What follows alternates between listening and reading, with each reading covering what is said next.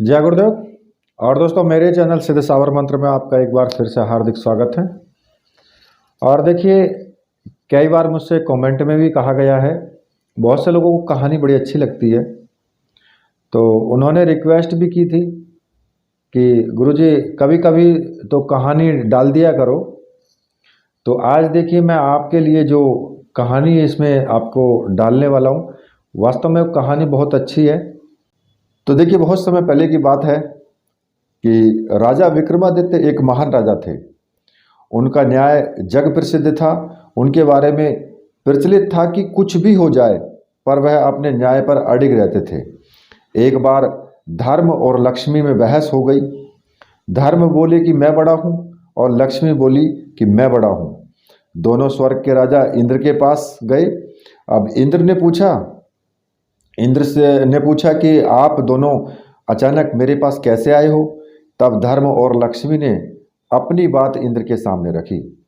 लक्ष्मी ने कहा कि देवराज, मैं सबसे बड़ी हूँ, क्योंकि बिना लक्ष्मी के जीवन का कोई मूल्य नहीं होता। धर्म ने कहा कि देवेंद्र, बिना धर्म के भी जीवन का कोई औचित्य नहीं रहता। इसलिए हम चाहते हैं कि आप हमारा न्याय करें और हमें बताएं कि दोनों में कौन सर्वश्रेष्ठ है। देवराज इंद्र धर्म संकट में आ गए।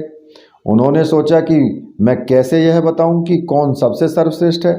यदि मैंने लक्ष्मी को सर्वश्रेष्ठ बता दिया तो मैं अपने धर्म से चला जाऊंगा, और यदि मैंने धर्म को सर्वश्रेष्ठ बता दिया तो मैं लक्ष्मी विहीन हो जाऊंगा। उन्होंने बहुत सोचा, पर कुछ हल उनके दिमाग में नहीं आया। आखिर में उन्होंने दोनों को कहा कि मुझसे भी ज़्यादा न्यायप्रिय धरती पर एक राजा हैं। उनका नाम विक्रमादित्य है। आप दोनों उनके पास जाओ और उनसे अपना न्याय करवाओ। वह आप दोनों का न्याय बड़ी सरलता से कर देगा। अब लक्ष्मी और धर्म दोनों पृथ्वी लोक पर आ गए। दोनों राजा विक्रमादित्य के पास पहुंचे और बोले कि राजन, आप हमारा न्याय करें। राजा विक्रमादित्य बोले, ठीक है, पहले आप दोनों अपना अपना किस्सा मुझे सुनाओ, फिर मैं दोनों का किस्सा सुनकर यह बताने में समर्थ हो जाऊंगा कि कौन आप दोनों में सर्वश्रेष्ठ है। लक्ष्मी और धर्म ने अपनी अपनी बात राजा विक्रमादित्य के सामने रखी। लक्ष्मी बोली कि हे राजन, यदि मनुष्य के पास मैं ना रहूं तो उसका जीवन अर्थविहीन हो जाएगा, इसलिए मैं खुद को बड़ा बता रही हूँ। तभी धर्म बोला कि राजन, बिना लक्ष्मी के तो जीवन चल सकता है, पर धर्महीन होने के बाद मनुष्य के जीवन का अर्थ समाप्त हो जाता है। इसलिए ही राजन, आप हम दोनों का न्याय करें और बताएं कि हम दोनों में कौन श्रेष्ठ है। अब राजा विक्रमादित्य बहुत महान थे। वह समझ गए कि यह एक अत्यंत कठिन न्याय है। यदि मैंने लक्ष्मी को बड़ा बता दिया तो मैं धर्म से विरक्त हो जाऊंगा, और यदि मैंने धर्म को बड़ा बता दिया तो लक्ष्मी मुझसे रूठ कर चली जाएगी। उन्होंने कुछ देर तक सोचा और निर्णय लिया कि यदि धर्म चला गया तो समझो सब कुछ चला जाएगा। इसलिए मैं धर्म को ही सर्वश्रेष्ठ बताऊंगा। आखिर में उन्होंने दोनों को कहा कि मेरे ज्ञान के अनुसार धर्म ही सबसे महान है। धर्म के बिना जीवन का कोई भी अर्थ नहीं रह जाता। लक्ष्मी एक बार ना भी रही तो काम चल जाएगा। राजा विक्रमादित्य के इस न्याय से लक्ष्मी उन पर क्रोधित हो गई और उनका सारा राज्य और धन वैभव सब गायब हो गया। विक्रमादित्य दर दर के भिखारी हो गए। वह वहां से चलकर एक नदी के पास आए। सोचा, चलो नदी से कुछ मछलियां पकड़ी जाएं। उन्होंने नदी से कुछ मछलियां पकड़ी, फिर उन्हें भूनकर नदी के किनारे रख दिया, ताकि स्नान के उपरांत मैं इन मछलियों को खाऊंगा। लेकिन जैसे ही वह नहा करके बाहर आए तो देखा कि सारी मछलियां जल में कूद गई। वह समझ गए कि यह सब लक्ष्मी के क्रोध के कारण हुआ है। वह कुछ नहीं बोले। भूखे ही वह अपनी बहन के यहाँ चल पड़े। उनकी बहन को वहाँ के लोगों ने बताया कि तुम्हारा भाई विक्रमादित्य तुमसे मिलने आ रहा है। तो बहन ने पूछा कि भाई कैसे आ रहा है। तो लोगों ने बताया कि वह फटे हाल वस्त्रों में पैदल ही आ रहा है। उसने कहा कि उसे घोड़ों के अस्तबल में ठहरने को कहो। विक्रमादित्य को घोड़ों के अस्तबल में ठहराया गया और खाने के लिए उसे चोकर की रोटी दी गई। वह समझ गया कि यह लक्ष्मी की नाराजगी का असर है, इसलिए उन्होंने वहीं जमीन में गड्ढा खोदकर वो रोटियां गाड़ दी और बोले कि हे धरती माँ, मैं जब दोबारा यहाँ आऊँगा तो आप यह रोटी इस स्थिति में संभाल कर रखना। फिर वह किसी को बिना बताए वहाँ से रवाना हो गए। अगले दिन सुबह जब वो अपने मित्र के पास पहुँचे तो मित्र ने उनका बहुत स्वागत किया। खाने के लिए उनको तरह तरह के व्यंजन परोसे गए। तब राजा विक्रमादित्य खाना खाने बैठे तो उन्होंने देखा कि खूंटी पर टंगा हुआ 9 लखा हार, उसको खूंटी निगल रही है, मतलब कि खूंटी ही उस हार को खा गई। तो वो समझ गए कि यह लक्ष्मी की चाल है, इसलिए उन्होंने अपनी सफाई में कुछ भी नहीं कहा। अब मित्र जानता था कि विक्रमादित्य ऐसा नहीं कर सकते थे, पर उनकी पत्नी ने विक्रमादित्य पर आरोप लगा दिया कि उनका हार विक्रमादित्य ने ही वहाँ से चुराया है। विक्रमादित्य वहाँ से चल दिए और किसी दूसरे राज्य में आ गए। चलते चलते थक जाने के कारण उन्होंने सोचा कि क्यों न एक वृक्ष के नीचे थोड़ी देर सो लिया जाए।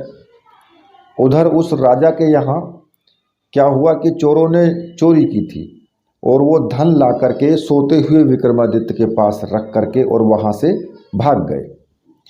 इधर राजा के जब सैनिक चोरों की तलाश में वहाँ पहुँचे तो उन्होंने देखा कि सारा धन विक्रमादित्य के पास पड़ा। तो उन्हें समझ में आ गया कि चोर यही है। उसको पकड़कर राजा के पास ले गए। राजा ने पूछा, क्या तुमने ही यह धन चुराया है? तो विक्रमादित्य ने कहा कि राजन, यह धन मैंने नहीं चुराया है, पर उनको अपनी बात की सत्यता को सिद्ध करने के लिए कोई भी प्रमाण नहीं था, इसलिए राजा ने सजा के रूप में उनके दोनों हाथ पांव कटवाने का हुक्म दे दिया। सैनिकों ने उनके दोनों हाथ पांव काट दिए। अब बाजार के ठीक बीचों बीच उन्हें फेंक दिया गया।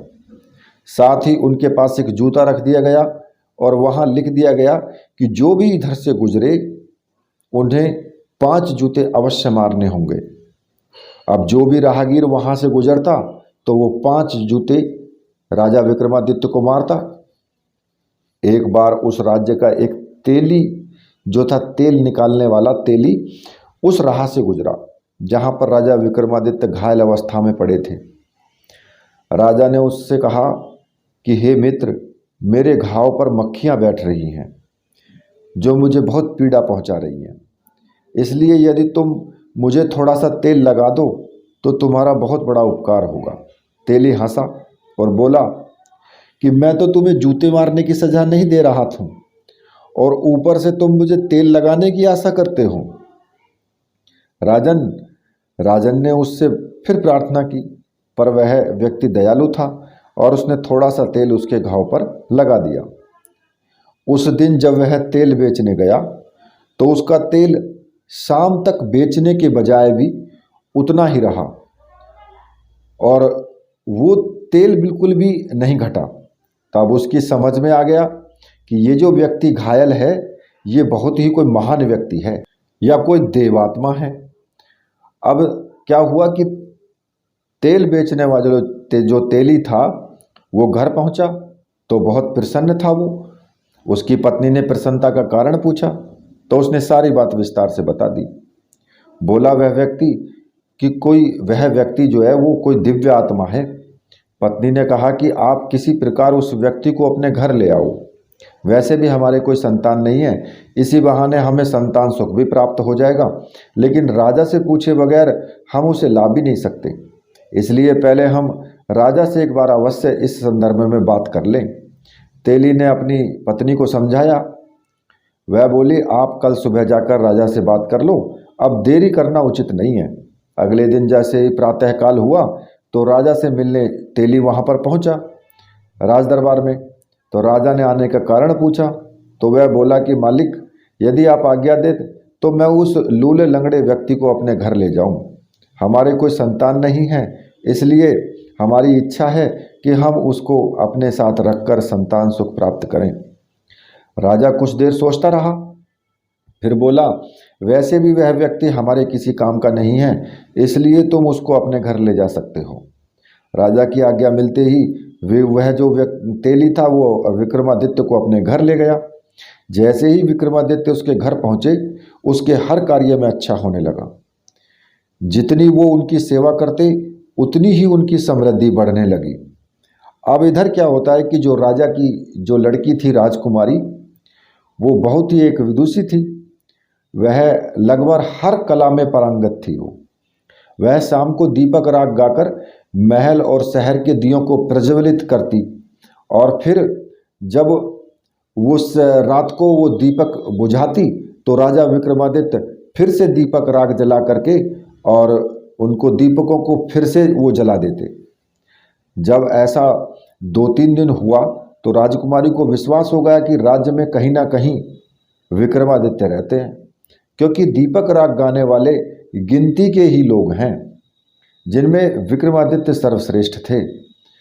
उधर राजा ने राजकुमारी का स्वयंवर रचा, दूर दूर के राजाओं और राजकुमारियों को आमंत्रित किया।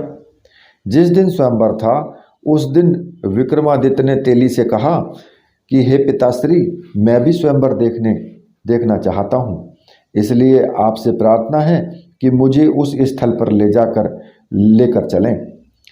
तो तेली ने समझाया कि तुम चल फिर नहीं सकते हो, तो बताओ कहीं तुम्हें चोट लग गई।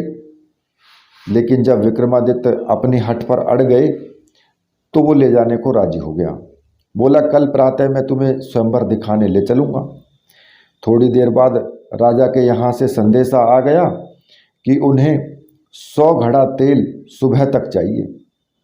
अब तेली ने कहा कि भाई, यह कैसे संभव हो सकता है, यह तो बहुत ज़्यादा है। वो बोला कि मैं कुछ भी नहीं जानता, राजा के आदेश से आपको यह कार्य करना होगा, वरना आप सजा के लिए तैयार रहें। अब तेली बहुत ज़्यादा तनाव में आ गया, यह तो असंभव कार्य है। वह बहुत दुखी था। तभी विक्रमादित्य ने पूछा कि पिताश्री, आप इतने चिंतित क्यों हैं? तेली ने अपनी चिंता का कारण बताया। विक्रमादित्य ने कहा कि आप उसे 100 जो घट होते हैं 100 घट मंगवा लें और चिंता न करें, मुझ पर विश्वास रखें। कल हम उन्हें 100 घट तेल अवश्य देंगे। तेली को विक्रमादित्य की शक्तियों का पता था। उसने राजा को कहा कि 100 घट के लिए जो तेल के लिए 100 घट मंगवा लिए। अब रात में विक्रमादित्य तेली से बोले कि आप दोनों आराम से सो जाइए, मैं रात में 100 घट तेल निकाल दूंगा। तेली की पत्नी बोली, बेटे तेरे हाथ और पांव नहीं हैं, बता तू कैसे बैलों को चला पाएगा? विक्रमादित्य ने कहा कि माँ तू निश्चिंत होकर सो जा, मैं सब कार्य कर लूँगा। रात में विक्रमादित्य ने 100 घट तेल जो है वो निकाल दिया। सुबह जब राजा के व्यक्ति ने देखा तो आश्चर्य से वो भर गए। तेली और तेलिन दोनों को यह पूर्ण विश्वास हो गया कि यह लड़का जरूर कोई देवता है, इसलिए अब कोई चिंता की कोई बात नहीं है। अगले दिन तेली ने विक्रमादित्य को नहला धुला करके नए वस्त्र पहना दिए, फिर उनको ले जा करके स्वयंवर में दूर बैठा दिया। कुछ समय उपरांत राजा और राजकुमार जब राजकुमारी वहाँ पर आ गई तो राजकुमारी को चुनाव के लिए भेजा गया। जब उसका स्वयंवर था तो राजकुमारी ने उन लोगों में विक्रमादित्य को तलाशना शुरू किया। उसे राजाओं में तो ऐसा कोई भी दिखाई नहीं पड़ा जो विक्रमादित्य लगे। तभी उसकी नज़र दूर बैठे अपंग व्यक्ति पर गई। उसे उसमें बहुत तेज दिखाई पड़ा। उसका तेज देखकर वह समझ गई कि वही राजा विक्रमादित्य है। बस फिर क्या था, वह माला लेकर उसकी ओर चल पड़ी। पास पहुंचकर माला उसके गले में डाल दी। अब वहां उपस्थित राजा, राजकुमार और लोग जितने भी थे वो सब आश्चर्यचकित हो गए कि आखिर राजकुमारी ने ऐसा क्यों किया। राजकुमारी के घर के लोगों ने कहा कि लगता है कि राजकुमारी की तबीयत सही नहीं है, इसलिए उसने उससे ये गलती हो गई। तब राजकुमारी को पंखा किया गया, जल पिलाया गया और फिर दोबारा से उसको माला लेकर के भेजा गया। पर राजकुमारी ने क्या किया कि राजकुमारी ने फिर दोबारा से माला फिर विक्रमादित्य के गले में ही डाल दी। और वहाँ उपस्थित जो भी जनसमूह को लगा कि राजकुमारी का स्वास्थ्य सही नहीं है, इसलिए वह इस प्रकार का व्यवहार कर रही है। इतनी सुंदर राजकुमारी आखिर क्यों एक अपाहिज के गले में माला डालेगी? आखिर में लोगों के सुझाव से राजकुमारी को दोबारा माला दी गई ताकि वह सही वर का चुनाव कर सके।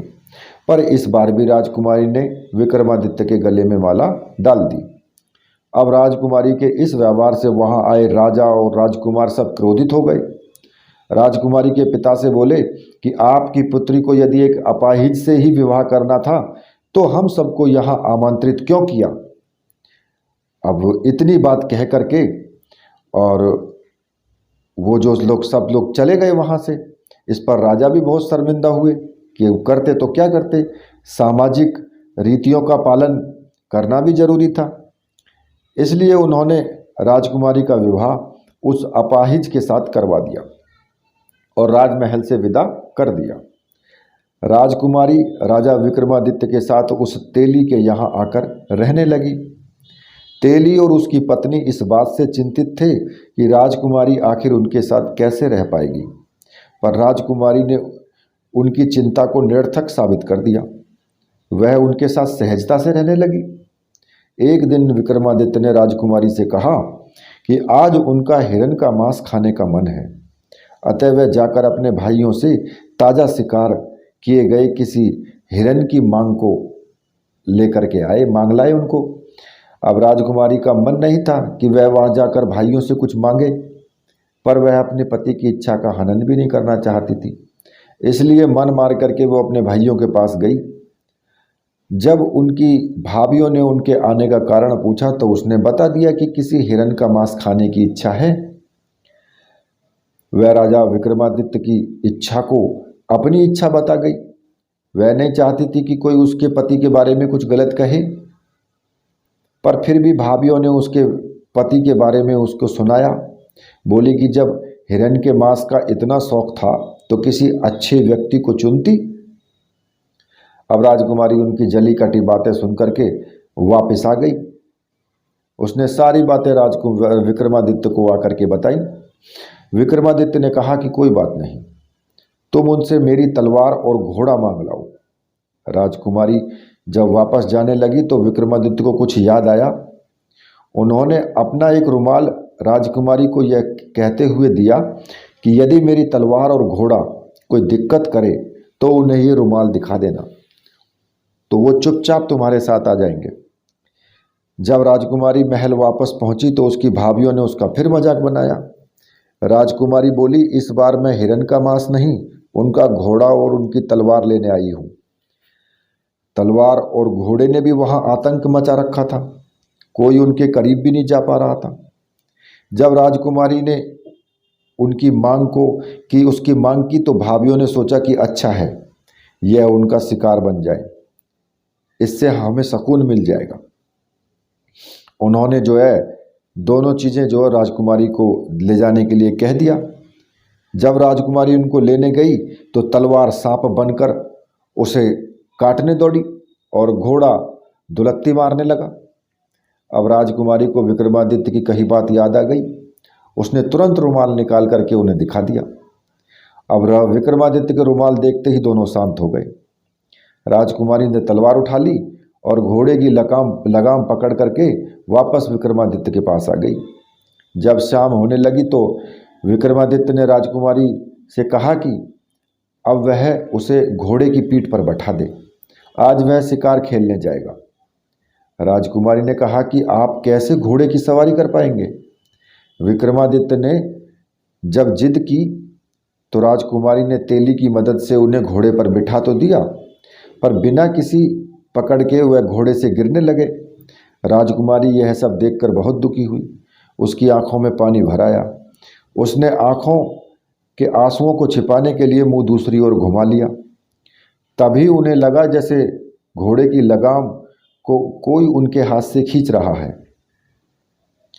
उसने जल्दी घूमकर विक्रमादित्य की ओर देखा। आश्चर्य से वह खड़ी की खड़ी रह गई। उसने देखा कि राजा विक्रमादित्य पूर्ण शरीर में घोड़े पर सवार थे। वह बहुत खुश हुई। उसकी आंखों में जिज्ञासा भर आई, यह जानने के लिए आखिर यह सब क्या है।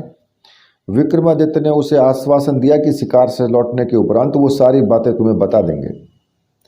जब वह जंगल में पहुंचे तो उन्होंने जो भी शिकार किया उसके कान और पूंछ उन्होंने काट करके रख लिए। शिकार वहीं छोड़ दिया। उधर राजकुमारी के भाई भी शिकार पर गए हुए थे। उन्होंने जंगल में बिना कान और पूंछ के जब ताज़ा शिकार देखा तो उन्हें लालच आ गया। उन्हें लगा कि यह ताज़ा शिकार उनके लिए पुरस्कार के समान है। उन्होंने वो सारे शिकार उठा लिए और वापसी को मुड़ गए वो वहाँ से। उन्होंने इसके लिए शिकारियों को धन्यवाद दिया। शिकारी को अभी वो कुछ दूर चले होंगे कि उन्हें तीव्र प्यास लग गई। उन्होंने अपने जो घोड़े थे वो जलाशय की ओर मोड़ दिए। वहाँ पर जैसे ही उन्होंने जल पीने का प्रयास किया, एक आवाज़ ने उन्हें जल पीने से रोक दिया। उन्होंने आवाज़ की दिशा में देखा तो पाया कि एक योगी खड़ा था। एक राजकुमार ने योगी को जल पीने से मना करने का कारण पूछा। योगी बोले कि हे राजकुमारों, यहाँ का जल बिना मेरी अनुमति के कोई दूसरा जीव नहीं पी सकता। पर राजकुमारों का प्यास के कारण बुरा हाल था, इसलिए योगी से जल के लिए अनुनय करने लगे। योगी ने कहा कि यदि तुम जल पीना चाहते हो तो उसके लिए तुम्हें अपने कूल्हों पर गर्म सिक्कों से दगवाना होगा। अब जल के बिना उनकी जो गला था वो सूख चुका था, इसलिए शर्त मानने के अतिरिक्त उनके पास कोई और चारा नहीं था। इसलिए शर्त के अनुसार उन्होंने अपने अपने कूल्हों पर सिक्कों से दगवाया और फिर जल पी करके वो रवाना हो गए। इधर विक्रमादित्य जो योगी बने हुए थे अपने निवास स्थान पर लौट आए। घर पहुंचते ही जिज्ञासा से भरे राजकुमारी तेली और उसकी पत्नी उनके चारों तरफ खड़े हो गए। बोले, हे देवताओं की तरह दिखने वाले, तुम अपना परिचय देकर हमारे भीतर जन्मी इस जो उत्कंठा है उसका समाधान करो। राजा विक्रमादित्य को लगा कि अब इन्हें अंधकार में रखना सही नहीं है। वो बोले कि धर्मपिता और माता, मैं राजा विक्रमादित्य हूँ। फिर उन्होंने अपनी अब बीती संक्षेप में उन्हें सुनाई। जब उन्हें पता चला कि वो विक्रमादित्य है तो उनके चरणों में गिर पड़े कि अनजाने में हुए अपराध के लिए क्षमा करें। राजा विक्रमादित्य ने उन्हें समझाया कि वो उनसे नाराज नहीं है, अपितु उन लोगों ने तो अपने प्रियजनों से भी ज़्यादा अच्छा व्यवहार किया है। अगले दिन प्रातःकाल राजा विक्रमादित्य ने राजकुमारी को फिर राजमहल में यह कह करके भेजा कि भाई एक बार तुम अपने भाइयों से शिकार की मांग करना। यदि आनाकानी करे तो बोलना कि वो अपने उन शिकारों के केवल दिखा दें उनको। जब वो शिकार को दिखाने पर राजी हो जाए तो उन्हें शिकार जब वो दिखाएं तो उनसे पूछना कि उन शिकारों के कान और पूंछ कहाँ हैं। फिर विक्रमादित्य ने पिछली रात जंगल में सारी जो घटना थी उसको बता दी और एक थैला उन्हें थमा दिया।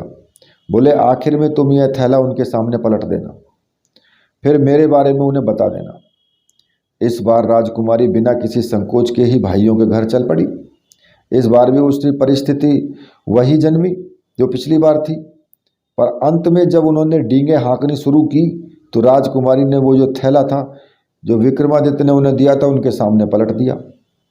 थैले में कान और पूंछ नीचे बिखर गए। भाभियों ने आश्चर्य से पूछा कि यह सब क्या है। तब राजकुमारी बोली कि आप अपने पतियों से ही पूछो, कि उनसे पूछो कि कल रात पोखर का जल पीने के लिए उन्होंने क्या भुगतान किया है। अब भाइयों की पत्नी ने जब पूछा गया तो उन्होंने सारी जो बात थी वो बता दी। भाभियों ने आश्चर्य से राजकुमारी से पूछा कि उनके पास यह है कान और पूंछ कैसे आए। तो उन्होंने बताया कि वह योगी और कोई नहीं, स्वयं उनके पति थे। भाभियों ने व्यंग से कहा कि यह कैसे संभव हो सकता है कि एक अपाहिज यह सब कैसे कर सकता है। तब राजकुमारी ने बता दिया कि जिसे तुम अपाहिज कह रहे हो वो राजा विक्रमादित्य है। राजा विक्रमादित्य का नाम सुनते ही महल में खलबली मच गई। यह सूचना राजा को जब मिली तो वो भी घबरा गए। आखिर उन्होंने ही तो विक्रमादित्य को दंड दिया था। राजा, राजकुमार और मंत्रीगण सभी तेली के घर की ओर को भाग निकले। राजा और राजकुमार सभी राजकुमार जो भी थे वो सभी जो राजा विक्रमादित्य के पैरों में गिर पड़े और क्षमा की याचना करने लगे। राजा ने जब उन सबको कहा कि आप लोग दुखी ना हो, यह मेरे धर्म की परीक्षा थी, इसलिए आप लोगों की मति घूम गई थी। अतः आप लोग यह बात अपने मस्तिष्क से निकाल दें कि मैं आपसे नाराज हूँ। सब खुश हो गए और राजा को अपने महल में वो ले गए और वहाँ पर उनकी खूब आवभगत की। कुछ दिन वहाँ रहने के उपरांत अब राजा ने वहाँ से विदाई ली और पूरे साजो सामान के साथ राजा ने राजा विक्रमादित्य को वहाँ से रवाना किया। अब राजा विक्रमादित्य पूरे साजो सामान के साथ राज्य से रवाना हुए और राजा ने भी उन्हें भरपूर सम्मान दिया। सैनिकों ने पूछा कि राजन, अब हम किस दिशा की ओर चलें? तो विक्रमादित्य ने कहा कि आप लोग मेरी बहन के घर की ओर चलो। जब वो लोग विक्रमादित्य की बहन के घर के पास पहुंचे तो बहन को भी उसके गुप्तचरों से समाचार प्राप्त हो गया कि उसका भाई विक्रमादित्य आ रहा है। उसने अपने कर्मचारियों से पता किया कि विक्रमादित्य किस परिस्थिति में है। गुप्तचरों ने बता दिया कि पूरे लाव लश्कर के साथ आ रहा है। बहन ने तुरंत राज्य कर्मचारियों से उसके आवभगत के लिए कहा और बोली कि विशेष महल में ठहराया जाए। जब विक्रमादित्य वहां पहुंच गए तो बहन उसके लिए बेहतरीन व्यंजन बना करके उसके स्वागत में पहुंची। राजा विक्रमादित्य ने वह भोजन करने से मना कर दिया और बहन को लेकर वो गौशाला में पहुंचे, जहां उन्होंने जमीन खोद करके वो सूखी रोटियां निकाली और उस समय बहन ने उनके लिए जो खाने के लिए वो भेजी थी रोटियां। जब उन पर लक्ष्मी रुष्ट थी, बहन बहुत शर्मिंदा हुई। उसने अपने किए पर बहुत शर्मिंदगी जताई। लेकिन विक्रमादित्य ने कहा कि बहन, मुझे इस बात का कोई भी दुख नहीं है, पर तुम्हें संबंधों की मर्यादा का पालन करना था। अगले दिन वो वहाँ से रवाना हो गए और अपने कर्मचारियों से मित्र के घर चलने को कहा। जब वह मित्र के घर पहुँचे तो मित्र बहुत प्रसन्न हुआ। बोला कि तुम्हें प्रसन्न देख करके मैं बहुत खुश हूँ। तुम्हारी यह विपत्ति टल गई, यह देखकर मन बहुत ही आनंदित हुआ। आपसे अनुरोध है कि आप आज रात कम से कम मेरा आतिथ्य स्वीकार करें। विक्रमादित्य ने कहा कि मित्र, मुझे खुद को भी यहाँ रुकने की इच्छा थी। वह राजा विक्रमादित्य को लेकर अपने विशेष कक्ष में पहुँचा। वहाँ दोनों मित्रों के बीच में पुराने दिनों की चर्चा हुई। रात को खाने के समय विक्रमादित्य को वहीं भोजन परोसा गया जहाँ पर खूंटी ने हार को निगल लिया था। अब राजा विक्रमादित्य ने जैसे ही भोजन करना शुरू किया तो खूंटी ने जो हार वो निगला था, उस हार को वो फिर से उगलने लगी। अब विक्रमादित्य ने जैसे ही भोजन समाप्त किया तो रानी का नौलखा हार खूंटी पर टंगा हुआ दिखाई पड़ा। तभी राजा की निगाह खूंटी पर गई तो वह उन्होंने खोया हुआ नौलखा हार टंगा दिखाई दिया। राजा आश्चर्य से भर उठे। रानी से बोले कि यह कैसी अनोखी घटना है। इस हार की चोरी का इल्जाम तुमने मेरे मित्र विक्रमादित्य पर लगाया था। तब मैंने तुम्हें कहा था कि ऐसा कार्य मेरे मित्र विक्रमादित्य नहीं कर सकता। जो दुनिया की तकलीफों को हारता है, क्या वह एक तुच्छ हार के लिए इतना गिर सकता है? जाओ अपना हार ले लो। रानी को अपने द्वारा किए गए कार्य पर बहुत शर्मिंदगी हुई। उसने हाथ जोड़कर विक्रमादित्य से क्षमा मांगी। बोली कि हे राजन, मेरी मति को उस समय न जाने क्या हुआ था।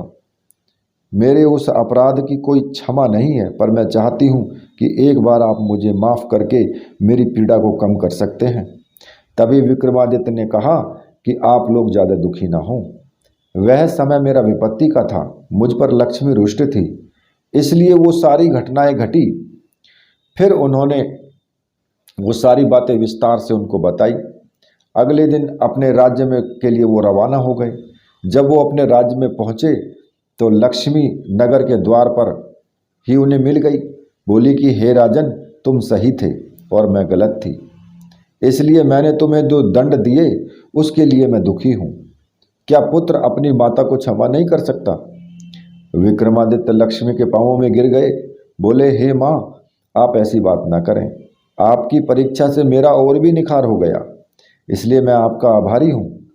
विक्रमादित्य के विनम्रता से माँ लक्ष्मी बहुत प्रसन्न हुई कि हे विक्रमादित्य, मेरा तुमको आशीर्वाद है, जब तक दुनिया रहेगी लोग तुम्हें न भूल पाएंगे। आशीर्वाद देकर के माँ लक्ष्मी अंतर्ध्यान हो गई और राजा अपने नगर में पहुंचकर सुख से जीवन व्यतीत करने लगा। तो देखिए, जिन भाइयों को कहानी अच्छी लगी है वो कहानी को शेयर जरूर करें, लाइक करें, ठीक है। और इसी के साथ अब मैं आपसे विदा लेता हूँ। तो मेरे साथ बोलिए, बोलिए वीर बजरंगबली हनुमान जी महाराज की जय। बोलिए मेरे परमहंस गुरुदेव की जय।